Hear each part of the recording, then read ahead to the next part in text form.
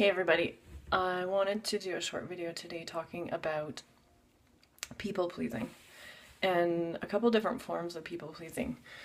Uh, First I'm going to start by saying that people pleasing can be a bit of an epidemic within the sensitive people community. When we're very empathic and we feel others' feelings, we obviously want people around us to feel good and to feel happy and to feel okay.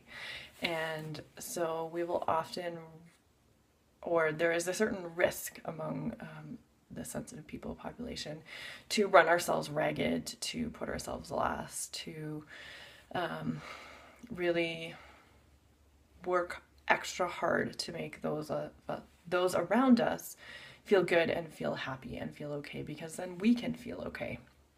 Or at least so we think. This is without a set of tools and framework to understand your sensitive nature. This is how it can seem. This can feel like truth.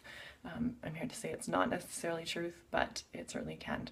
So the most recognized form of people pleasing would be just that, running around trying to do everything for everyone, saying yes to everyone, even when you should probably be saying no and looking after yourself, or even when you want to say no. That is a really, I think, what most people would recognize as people pleasing. But what's come to my attention more recently is another form of people pleasing that almost underpins that or sits underneath it, which is the fear of making people uncomfortable or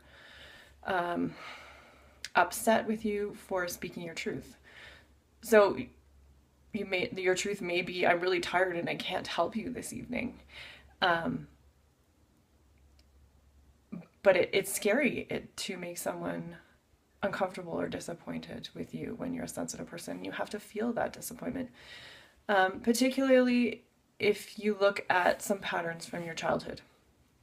So one sensitive woman I know who's a people pleaser, her mom was a single mom, had to do it all, and so to please her mom, she would also try to do it all. She would try to take some things off her mom's plate, and she would kind of run around doing everything. Another sensitive woman I know, her mom didn't practice great self-care. And when her mom was frustrated and at the end of her rope because she wasn't practicing good self-care, she would threaten her kids with her bad moods. So she would say, if you don't do such and such, I'm gonna get really upset. So that sensitive woman grew up fearing people's bad moods. That was the ultimate threat of, I'm going to be upset, I'm going to be frustrated, I'm going to be angry with you. And she found that pretty crippling in terms of wanting to speak her truth, wanting to say things that might be controversial or seen as strange, that might make people uncomfortable, because she grew up understanding that the ultimate bad, the ultimate when her mom was just ready to blow her top, was to make people upset.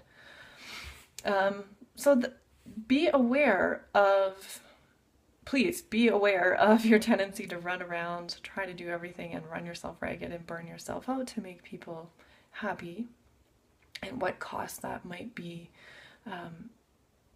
or what cost that's creating for you in your own life. But also be aware of this other form of people pleasing, which is keeping yourself small, not speaking your truth, not being who you really are, not letting the fullness of your expression and yourself out there for fear that people might not react positively to it. It's easy to say, you're never going to please everyone and not everyone's going to be happy with what you do.